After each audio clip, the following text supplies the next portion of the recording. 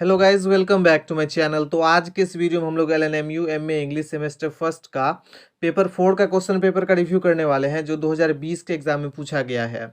और इसमें से क्वेश्चंस आपको 70 मार्क्स का पूछा जाता है। और बाकी पेपर्स का वीडियो अगर आपने अभी तक नहीं देखा है तो जरूर देख लीजिए, लिंक आपको डिस्क्रिप्शन में मिल जाएगा। तो चलिए शुरू करते हैं। तो सबसे पहले जो है इसमें आपको ग्रुप ए में ऑब्जेक्टिव्स पूछा जाता है और 10 ऑब्जेक्टिव्स पूछा जाता है। आप यहाँ पे देख लीजिए, attempt the following questions choosing the correct answer from the options given below. तो चलिए हम ऑब्जेक्टिव्स देख लेते हैं। तो सबसे पहला नंबर ऑब्जेक्टिव पूछा गया, what is a Baptist in a modest proposal. तो इसका आंसर हो जाएगा ऑप्शन नंबर थर्ड, इसका आंसर हो जाएगा अ कैथोलिक। सेकंड ऑब्जेक्टिव पूछा गया, an epistle to doctor Arbuthnot is. तो इसका आंसर हो जाएगा option number four, none of them. और इसका राइट आंसर हो जाएगा satire in a poetic form. Third objective पूछा गया, who was doctor Arbuthnot. तो इसका आंसर हो जाएगा ऑप्शन नंबर थर्ड, इसका आंसर हो जाएगा पोप्स फ्रेंड। नेक्स्ट ऑब्जेक्टिव पूछा गया है, at what age does Swift in a modest proposal suggest the child should be sold. तो इसका आंसर हो जाएगा option number second, at 1 year. Next question पूछा गया है, which of the following is not one of Blake's major prophetic books. तो इसका answer हो जाएगा option number first, songs of innocence.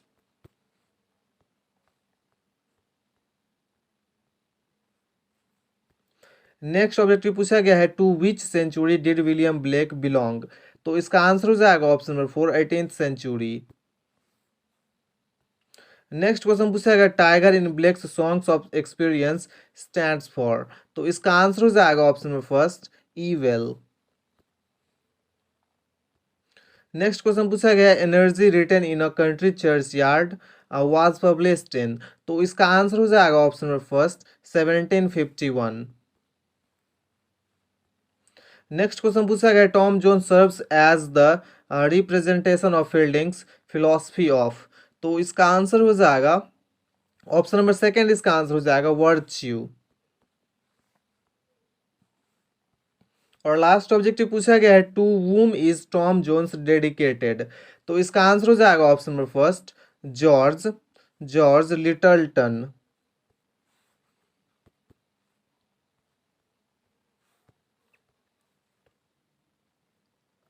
Group B में आपको एक्सप्लेनेशन पूछा जाता है, explain with reference to the context any four of the following. इसमें से किसी चार का एक्सप्लेनेशन बनाना होता है और एक एक्सप्लेनेशन जो है 6 मार्क्स का होता है। तो ये आपका जो है 24 मार्क्स का है।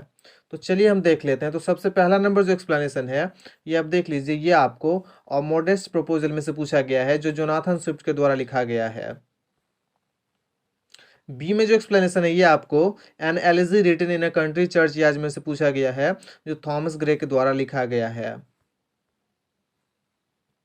सी में जो एक्सप्लेनेशन है, ये आपको टॉम जोन्स में से पूछा गया है, जो हेनरी फील्डिंग के द्वारा लिखा गया है।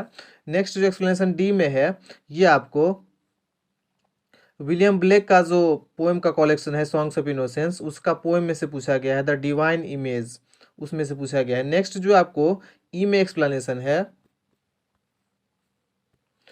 ई वाला जो एक्सप्लेनेशन है, ये आपको N epistle to doctor अर्बथ not में से पूछा गया है, जो अलेक्जेंडर पोप के द्वारा लिखा गया है। और ग्रुप सी में जो है आपको क्वेश्चंस पूछा जाता है, answer in 3 questions of the following. यहाँ से आपको किसी 3 क्वेश्चंस का आंसर देना होता है और एक क्वेश्चन 12 मार्क्स का होता है। तो ये आपका 36 मार्क्स का है। तो चलिए हम देख लेते हैं। तो सबसे पहला नंबर क्वेश्चन पूछा गया है, Tom Jones is a comic epic in prose elucidate और comment on Fielding's narrative technique in Tom Jones. Next question पूछा गया, राइट और note on the universality of appeal in an elegy written in a country churchyard. और how far is Gray successful in creating an elegiac atmosphere in an elegy written in a country churchyard? Next question पूछा गया, Swift prose style is convincing and powerful, elucidate with reference to a modest proposal, or discuss Swift as a satirist with a special reference to a modest proposal.